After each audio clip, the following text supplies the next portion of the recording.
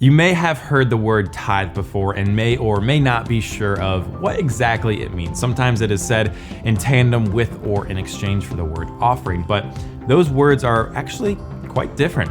Tithe literally means 10%. It is a direct ask from God to give the first 10% of everything that we earn. So when your paycheck comes, you take 10% of that and you are asked by God to give it to the local church that you are a part of. Offering is meant to be whatever you give above and beyond the 10% tithe that you give. A tithe is asked for by God. An offering is anything extra you want to give. And God tells us that if we obey Him in this area, He's going to bless us.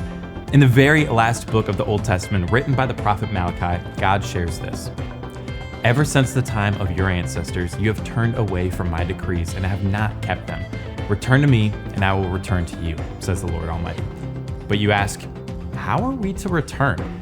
Will a mere mortal rob God, yet you rob me? But you ask, how are we robbing you? In tithes and offerings. You are under a curse, your whole nation, because you are robbing me. Bring the whole tithe into the storehouse, that there may be food in my house. Test me in this, says the Lord Almighty, and see if I will not throw open the floodgates of heaven and pour out so much blessing that there will not be room enough to store it.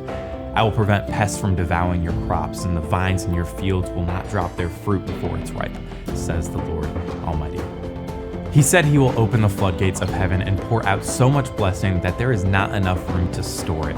That's a big promise, but let's not get confused with what our assumptions are when we hear the words, so much blessing. Pastor Jim told us that when you think of a blessing from God, it is limited only by His creativity, and it is always designed specifically for the recipient. Our creativity is limited. God is not. Honoring God by tithing does not mean that He will make you a billionaire. This may not even mean that you have a lot of disposable income, but if you give faithfully to God, He will not let you suffer extreme financial turmoil.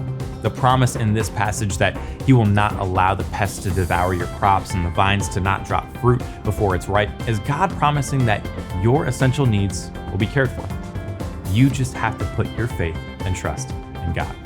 It may be scary and it may even hurt to give 10% to your church, but you will not be disappointed with the outcome, and you surely will have no regrets.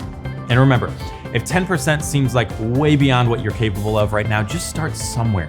Maybe for you, giving sacrificially means just starting with 1%. Just start somewhere and see how God honors that in your life.